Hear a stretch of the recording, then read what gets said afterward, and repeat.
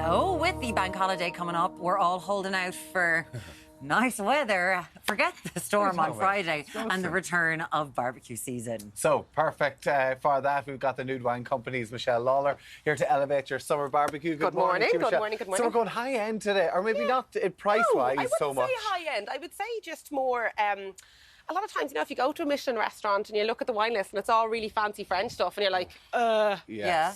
Can someone help me? Where do I start? Yeah, so these are ones that are, I suppose, a little bit like hidden gems, but you can buy them if you're... Because a lot of times... Are these served in Michelin star restaurants around Ireland? Yeah, Okay. except for Fabulous. the first one, which is a Cava. So if you want to have a little taste of it. Cava. This one was the Cahors Pur in Bulli, which was the #1 restaurant in the world for 5 years. Wow. And this was in it? This was their house pour. Oh, that's lovely. It's so lovely. So there was a couple of things I wanted to just say about it.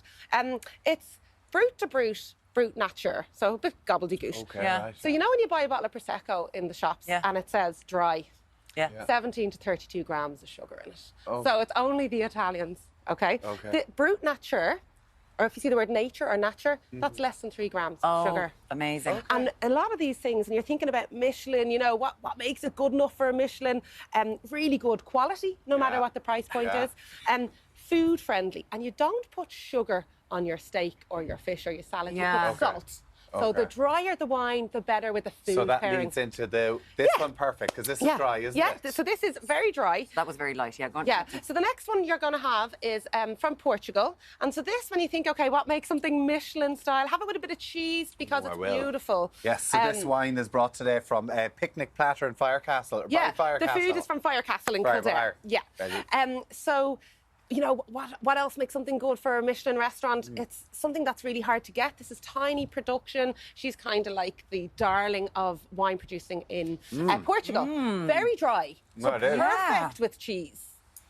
Yeah, really unusual. Oh, this one's in very chapter cool. 1. Yeah. This is delicious. Yeah, it's gorgeous. It's really unusual. really unusual. Oh, it's if you're kind of looking for tropical, something and you've but got a very party, dry. yeah, Okay. that's really good. So sweet, would this be a bit more sweet than New Zealand Sauvignon Blanc? Sauvignon, yeah, it tends to be riper. Have a little try, but you can taste the difference. What I was trying to do with those is... Never heard of a Sauvignon from New Zealand. I'm shocked. Who would have thought? Yummy. So Can't wait. actually, most people would think their reference point is Cloudy Bay, OK? That's kind of like the go-to, the best one. This is gorgeous. So this particular one, so this is on in, oh God, I can't remember the name, Wild Honey in Connemara. Okay. So that's 1 Michelin star. Tinpot Hut. So this, a couple of years ago, was given 98 points out of 100. And it was the only, at the time, the highest ever scoring Sauvignon that Decanter, it's the biggest wine publication, had given. Even if it was French or New Zealand, this was their highest ever scoring Sauvignon. 98 out of 100. And they class it as exceptional. It is and it's affordable. gorgeous, Well, isn't it? affordable fancy, like What is it, 23.95. Yeah, it's a nice bottle to really treat yourself with. Yeah. And because Cloudy Bay, it's expensive, it's hard to get. This is the equivalent, like, at least €10 cheaper. You have all of these, do you? Yeah. So they're all, as usual, in our, like, we do, like, a little pack. So this is the Michelin Beginners wine box. Okay, that because if you're going to someone's house this weekend, a long weekend, bringing one of these would be a really nice thing and to do. you can say, look, it's in chapter 1. This one, What about the red one? Yeah, is in. When I was looking through it, I was like, it was in over half of the restaurants that are Michelin. Oh, really? Yeah.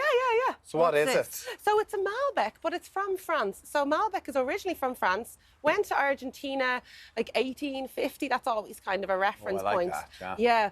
And again, you know, what makes something good for a Michelin star? This is really vibrant and pure. A lot of times Malbecs can be really like oomph. This is, you think it's got to be versatile enough if it's going to go with like a chicken liver parfait, or if it's going to go with game or pork. Very versatile food-wise, very vibrant. Because it doesn't do that sort of grittiness sometimes that you expect silky. with these. It's very silky at the top of the palate. Yeah. So that's gorgeous. Really. And so, you know, when you're thinking, OK, what makes it good enough for Michelin? It has to be versatile. It has to kind of showcase something, a unique terroir. Cahors, if you see there's Cahors written on the label there, that's the region in France. Okay. So if you buy a bottle of Cahors from France, what you're buying is French Malbec. That's the So rule. is Malbec wouldn't be known for France, would it be? Yeah, it's actually originally from France, but Yeah, because okay. Argentina did such a good job in Yeah. flagshipping it. Okay, right. Yeah, okay. and it's their main grape. And in France, you know, you've got Cabernet and Merlot and Yeah. Pinot, so you don't really think Malbec.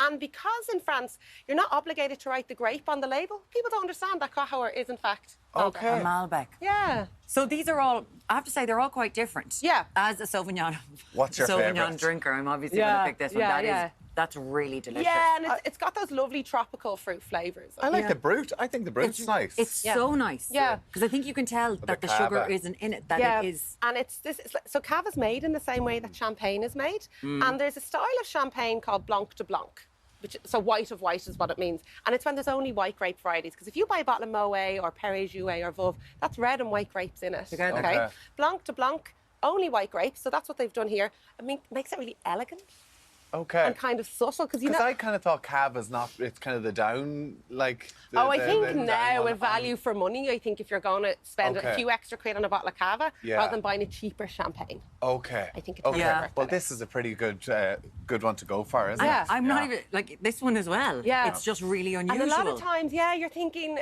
a lot of people, when they come to us or they do a wine course, they're kind of like, oh, I don't know what I like, but I know what I like. So that kind of... want to surprise someone, There you that's go. a good one. Michelle Lawlor from the Nude Wine Company, thank Thanks, you so much Michelle. as ever. And of course, thank you to Firecracker for the lovely platter, which I'm going to devour very Yes, shortly. we Which are. one would you pick? You're going That's to go all we've got time Sauvignon. for Sauv Blanc, obviously, for today. We have got a very busy show lined up tomorrow, the lads do, including singer-songwriter Naomi Coleman and best-selling author Ethna Shortall. Yes, we will be back here again from 7.